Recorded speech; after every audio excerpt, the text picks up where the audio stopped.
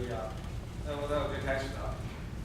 然后今天我们这个 Patrick 的讲座是英文，所以说我就现在 transfer to English。首先，okay, so sorry.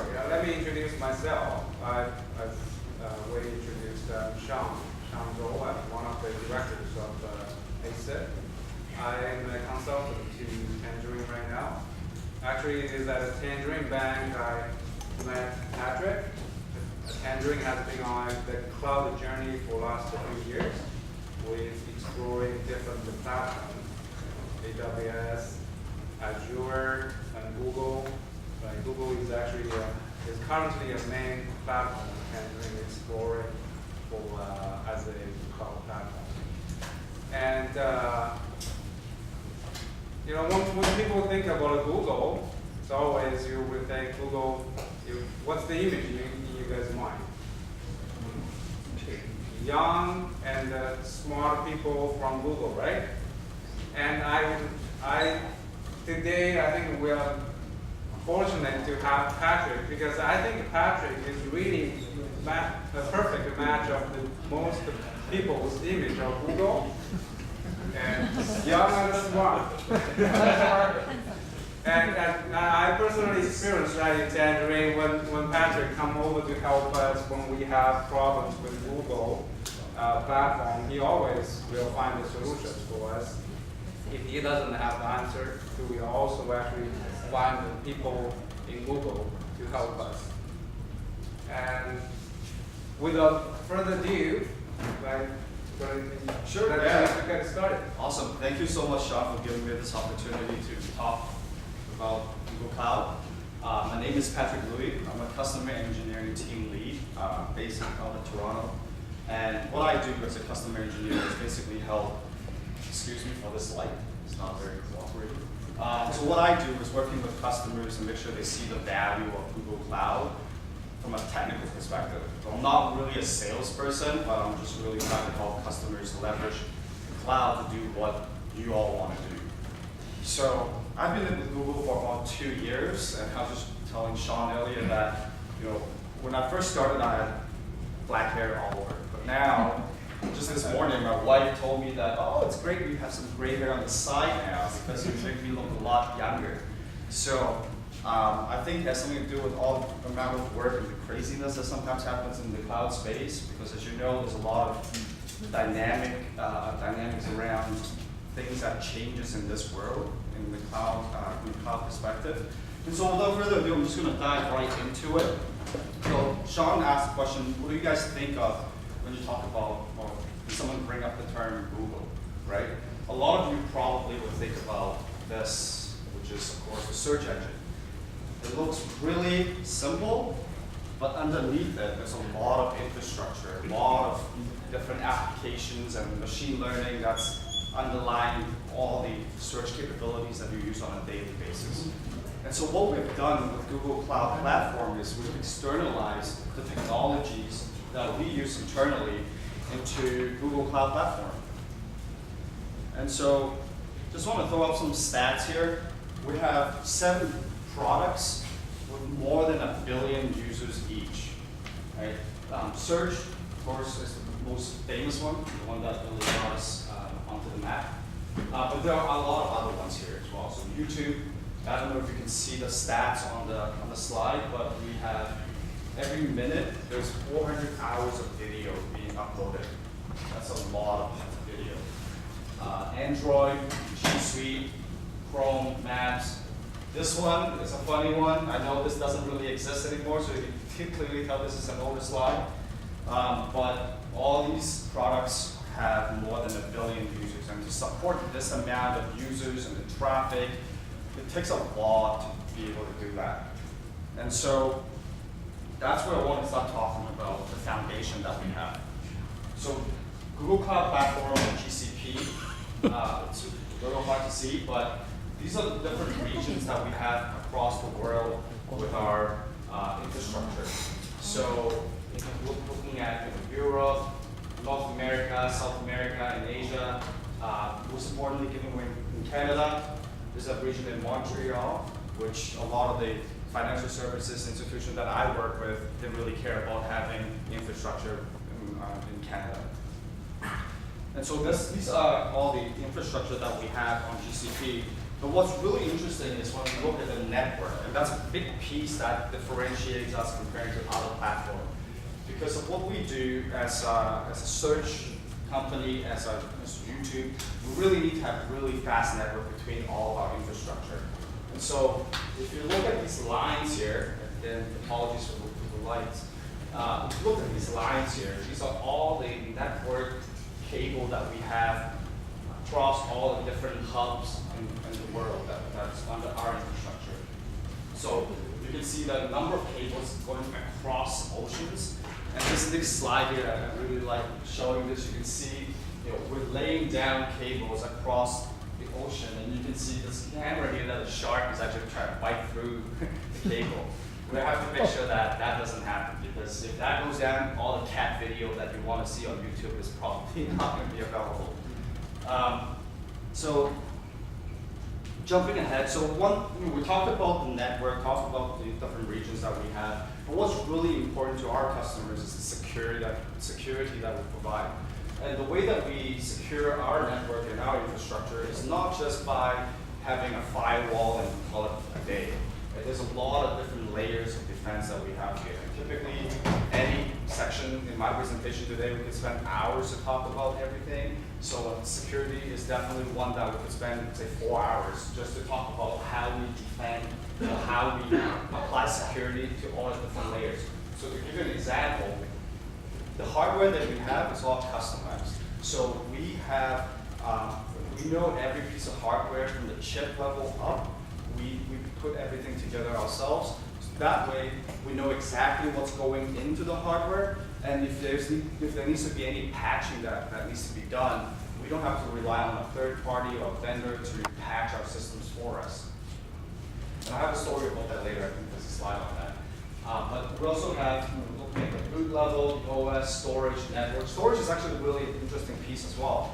So in order for us to apply the type of encryption we want to do, and also making sure that if you were to run a car into our data center and grab a bunch of disks, not allowing you to decrypt and see what kind of data that's in those hard drives, what we do is we take, let's say, a file of 10 megabyte, we'll break that into smaller chunks across our data centers, and for each of those chunks, we would encrypt them so that you won't be able to even read the chunk. But then, first of all, you need to find out where all the different chunks are and across all the different hard drives that we have in the data center.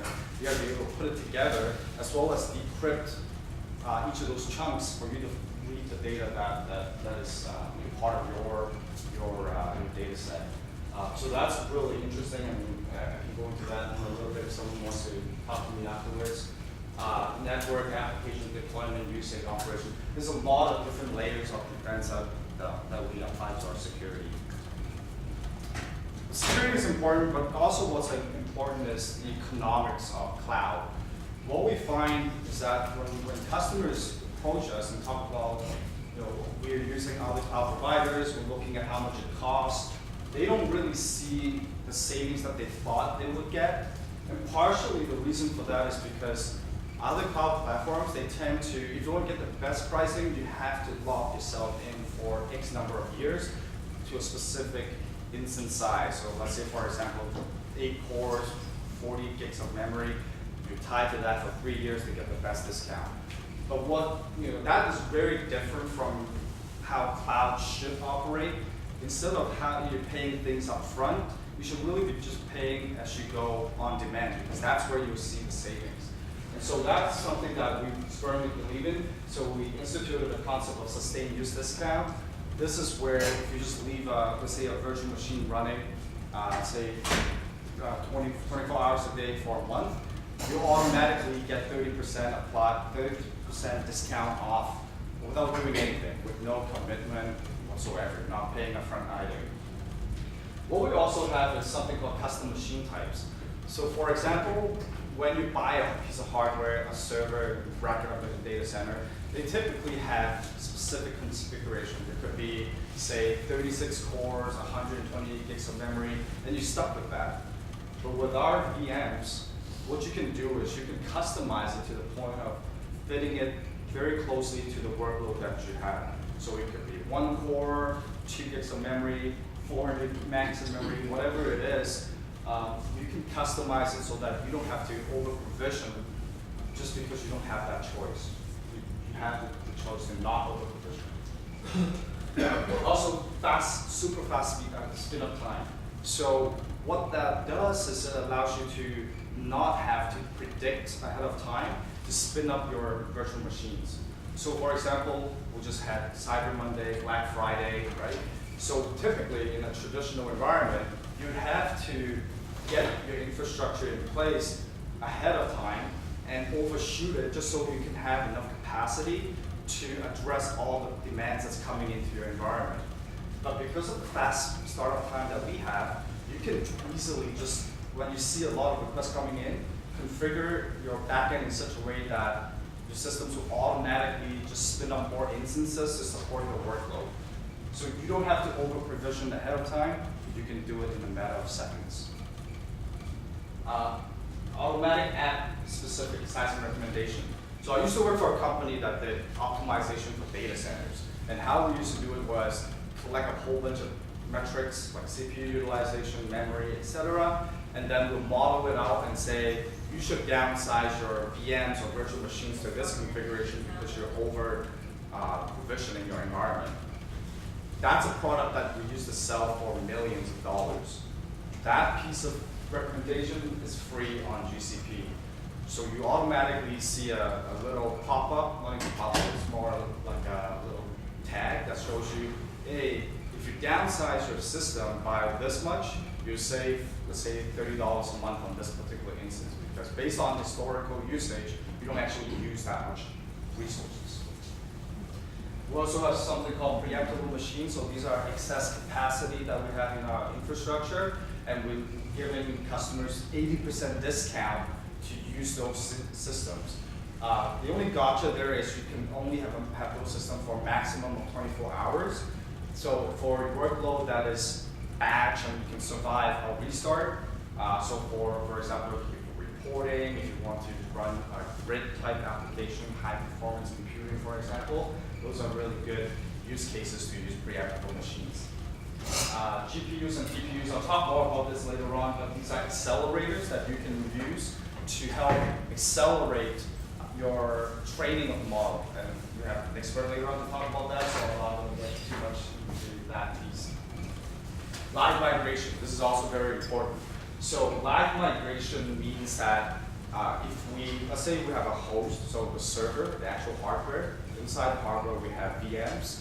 If we need to do maintenance on the hardware itself, we can live migrate your VM to another physical hardware without you being aware of that migration is happening. And so we can do the maintenance and you don't have any downtime, which is super critical for customers that are running highly critical applications. And the story here is that, I think this was about a year ago when the Spectre and Meltdown vulnerability was announced, where at the hardware level, at the CPU level, there are vulnerabilities that would cause potentially read access to the data that we shouldn't have access to. Right? So what we did was we were able to patch all of the systems without notifying any of our customers. And so that really helped drive higher uptime and availability for the applications that we had. Now this per second billing is not so new now. I think all the different cloud providers are doing the same thing, but we were the first that came up with that. So we no longer charge by an hour, so every second that we leave the system on, we'll just charge by the second. Oh, by the way, if anyone has any questions, feel free to stop me and I'm happy to answer any questions that you may have. So second, I'm going to talk about code.